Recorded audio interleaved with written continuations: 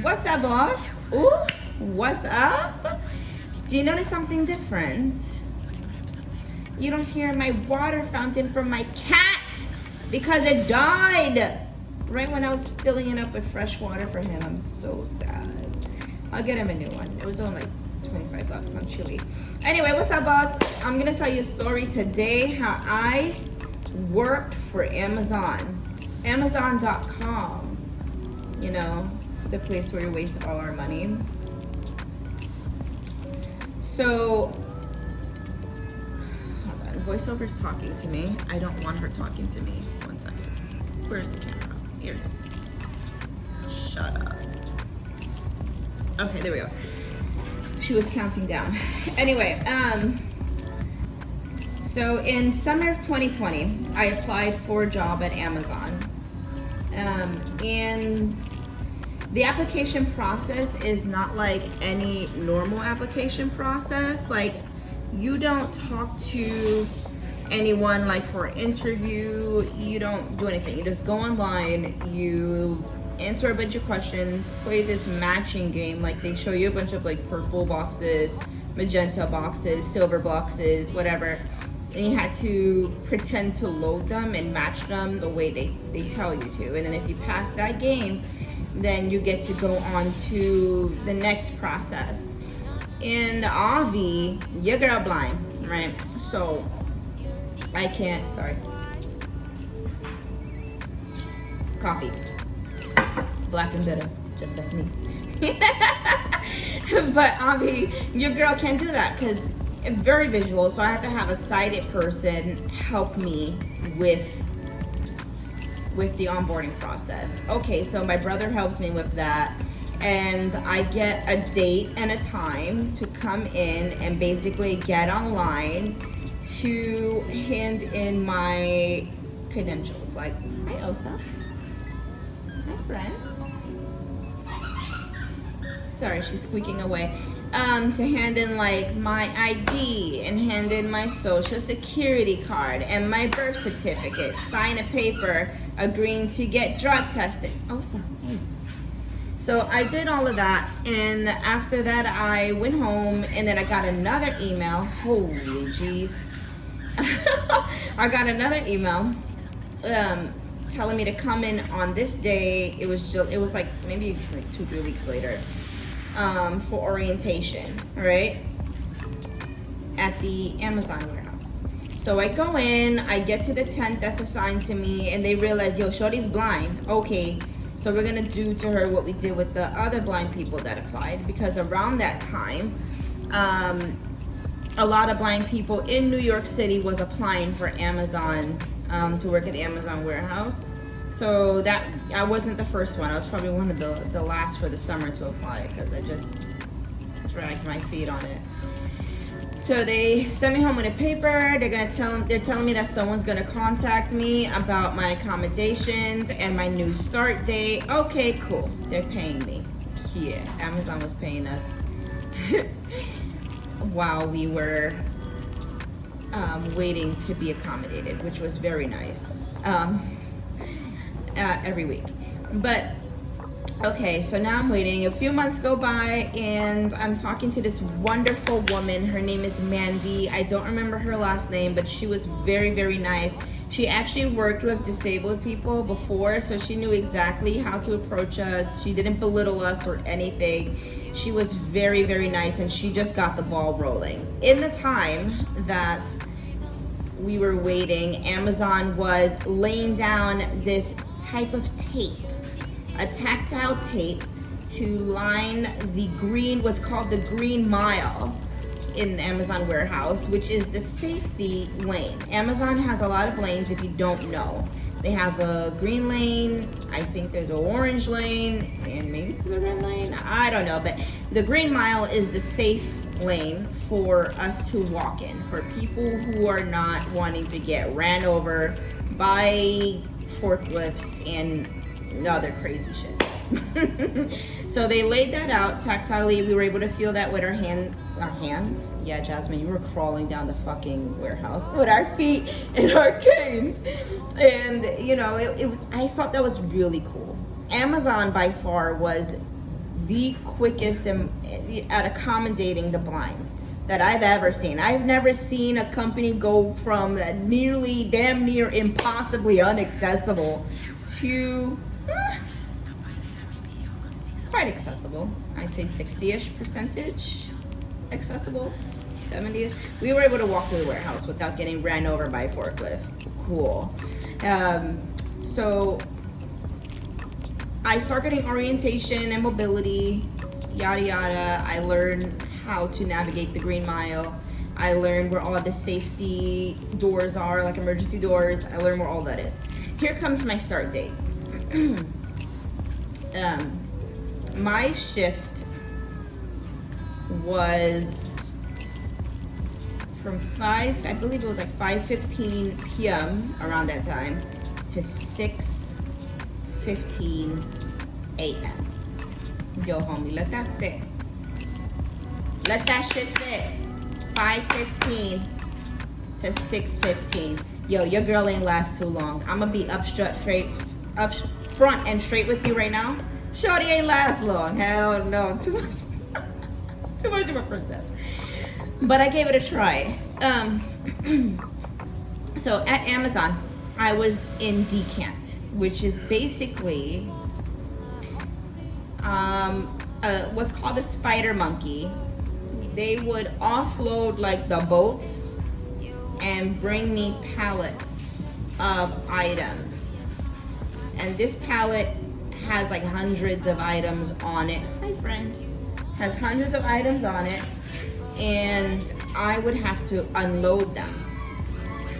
Okay, so to start that process, and this is the holy cow, this is the unaccessible part. The computer was not accessible. There was no way they were able to get JAWS, NVDA, nothing to work on it. So I would have to use Ira, A-I-R-A, Ira, an app that has a sighted person behind a camera navigating, looking for me. So I would use them to navigate the screen, to log in, and to punch the right spots on the computer so I can start entering how many items were going into a tote at once, because I had to offload these pallets and put the items in a tote and scan it with a scanner thing that would beep and vibrate when it registered the barcode and send it down the conveyor. I was doing this from 5:15 p.m. until 6:15 a.m. We had a break somewhere around 8 o'clock. That was 20 minutes. We had a lunch break or whatever, food break. That was problematic in and of itself. 45 minutes or 40 minutes at 10:45 p.m. Now the problem with that, a sighted person would easily be able to get to and from the work area to the front area where there was tables and refrigerators where you can store your lunch and heat up stuff in microwaves. They would be able to get there in probably 10 minutes. I'm blind, so I have to feel my way around, make sure I'm staying in the Green Mile, and navigate way slower than a sighted person. So by the time I got to that front half, I've already probably used up 15-20 minutes of my 45-minute break. 40-minute break. I really think it was 40 minutes. And not only that, then I had to wait for a microwave to become available. Then I had to heat my food up. And by the time that is all said and done, shorty got to turn around and go back to my station, taking another 15-20 minutes to get back to make sure I clocked back in on time. So I really, unless I was eating at my station or bringing a peanut butter and jelly sandwich or something that did not need to be microwaved to work with me to eat, getting back and forth from my workstation during that 40-minute period of time wasn't gonna work. So sometimes I really didn't eat good when I was at Amazon. And you're on your feet, heavy lifting sometimes for 13 hours. There was another spot that was closer to the workstations, but it didn't have refrigerators. I don't believe it had a microwave. It had tables and vending machines. And I would say that was about it. And it also wasn't labeled for us, which I'm very upset about. I don't know if it's labeled now, but there was no navigation, no tape for the Green Mile for us to safely cross into that without sighted assistance.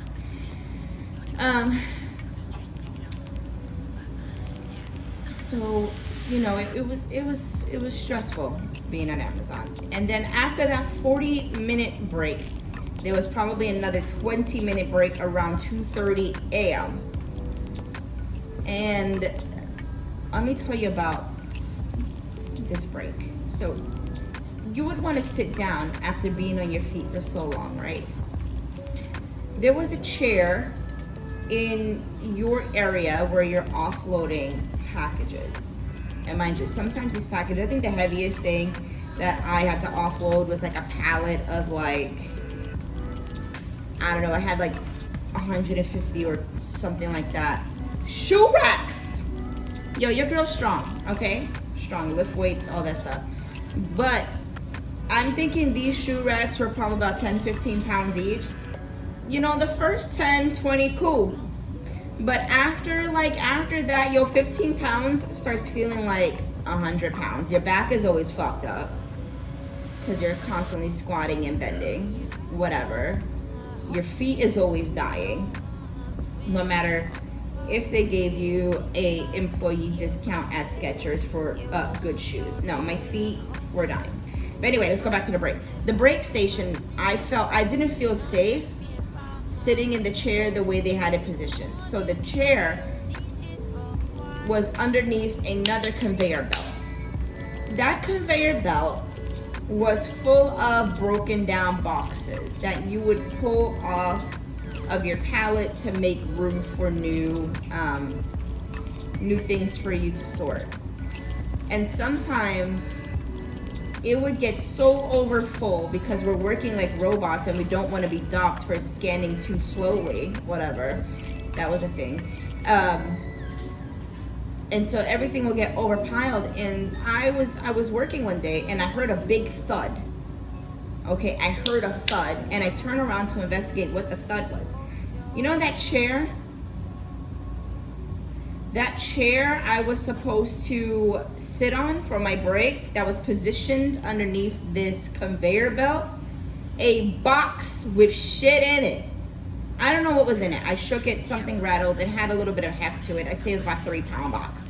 A box that had shit in it was put on that conveyor belt and fell onto the chair I was expected to sit on during my break. If it was break time, y'all, I would have been hit on the head by that box. I see why you have a life thing to sign at Amazon. Yeah, no.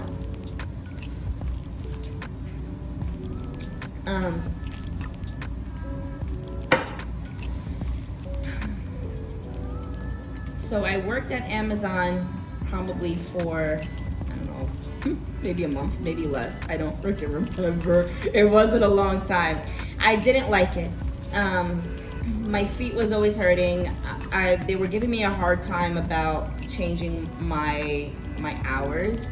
So basically you have to work that 13-hour shift for 30 days before you could change your hours. And I had to use paratransit to get to and from Staten Island. I worked in JFK 8, Staten Island, the Amazon Fulfillment Center. So I lasted not a long time there. I would have lasted longer if it wasn't for this. Here's this, y'all. So February 1st, 2021, I remember it. There was a big ass snowstorm. We got 18 inches of snow in New York City that night, overnight, right? It was just falling. So they canceled warehouse work during the daytime shift because the snow was supposed to slow down at nighttime, but the roads were not clear. And at the time, Mayor de Blasio, he had called a emergency. Like there was a state of emergency for the city. He didn't want anybody on the roads for, cleanup reasons, for safety reasons. It was just very dangerous. So there was a curfew from like until like 6 a.m. I think the next day. And so we get a text saying that anyone who's supposed to work at 1,500 hours, please come in at 2,100 hours, which is basically, please come in at, what was that, 9 o'clock. Come in at 9 o'clock p.m. in a 15 inches of snow, 17, 18, whatever inches of snowstorm, while the mayor has put the city in a state of emergency and the bridges and transportation are closed. And you know what? They didn't take away that request that night. I was waiting for them to pull it back. They didn't take away that request. They was really expecting us to come in while we were being told to stay inside because there is a state of emergency and nobody's getting there. Fuck, Amazon didn't care. They didn't care. And at that point, I was like, all right, I almost got killed by a box falling off of my conveyor belt above my brake seat. And now you want me to come in while the Mayor de Blasio has us in a state of emergency and to stay inside until after 6 a.m. for snow cleanup? You know, Shorty was out. Shorty was out. Whew. It wasn't for me. It wasn't for me. I still know a lot of blind people who are still working in Amazon. I wouldn't turn away, like if a blind person was to ask me, should I work for Amazon? I wouldn't tell you no. I wouldn't tell you no. I'd tell you give it a shot. It wasn't for me. Standing on my feet for 13 hours wasn't for me. I didn't mind heavy lifting. I don't mind that. I don't mind the heavy lifting. But I didn't like being on my feet for 13 hours. It wasn't my thing. So if you want to work for Amazon.com, definitely give it a shot. You might like it. I know people who've been working there for 2 years and they love it. Hell, the pay was decent. You needed to pay me more for that manual crazy labor and for almost getting hit on the head by a box. I need more money, y'all. But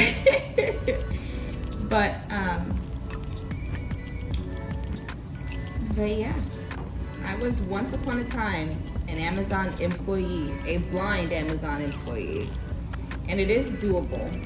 There's other positions that I know other blind people have, but decanting was mine. And you know, it just wasn't for me. I didn't like being on my feet for 13 hours. And by the time I got home, I didn't get home until 7 o'clock. I had to wake up at 1 o'clock, be out the door by 3:30, just to be there by 5, to walk 15 minutes to my station. I wasn't resting.